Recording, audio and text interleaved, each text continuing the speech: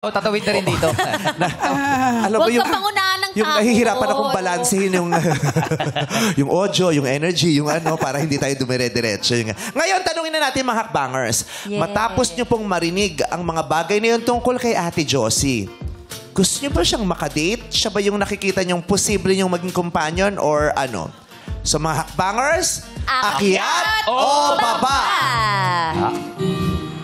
Aba, naguunaan pa umakyat to. Ops. Sumobra, tatay. Sumobra kayo. Isang akit lang po. Sumobra lamang kayo. Isang akit lang po. Sa sobrang active nung isa, dumire-diretso gusto niya ng tapusin. So, unahin na natin si Tatay Emilio kasi dumalawa ng hakbang eh. O, ganito gagawin natin ha, para meron tayong ano, bago natin, pag kinakausap natin siya, bago tanongin, tatanggalin na natin ang upuan. Nakatayo. Tama, diba? tama. Para pag pinakyat, either aakyat or bababa. Yes. Tapos pag nakasagot na, ibabalik natin ang upuan para makakaupo. Yeah. Galing Okay, mo para doon. may timing tayo. Diba? Yes. Para maganda sa TV. Yeah.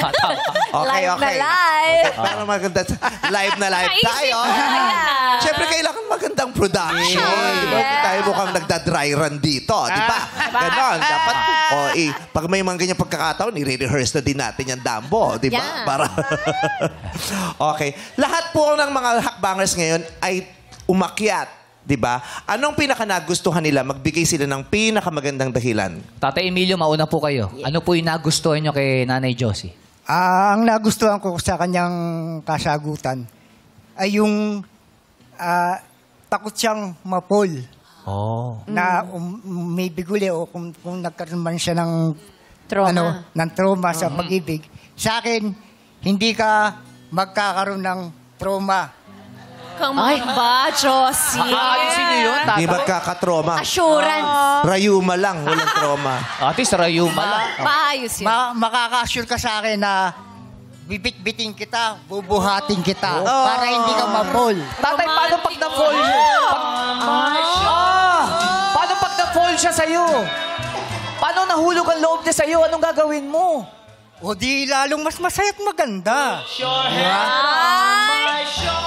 Masayang Ako ang tao. Paano kayo makakasiguro, sir, na hindi muling masasaktan si Ate Josie? Ay, hindi na. Kasi sa edad namin ito, kailangan po pa bang makasakit ng isang tao na minamahal mo. Buti kung yung kabataan ko, yun. Tapos na yun. Pero sa ngayon, Napagdaan. ang hinahanap ko na lang talaga, yung magiging ng buhay ko sa Makakasama. panghabang buhay. Oo.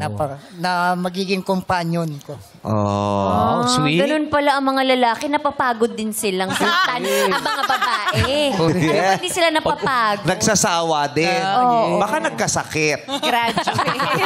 Kaya na-trauma na rin. Ayaw na. Nagkasakit na eh. Okay, maganda yon. Parang naging challenge kay tatay, no? Diba? Pero Yes. ako bahala dyan. Di ka matotrauma sa akin. Aakayin Relax ka lang dyan. Pinapangako Aakayin yan. kita. Gotcha, girl. Eh, si ano naman, Tatay Ding. Tatay Ding. Kayo naman po.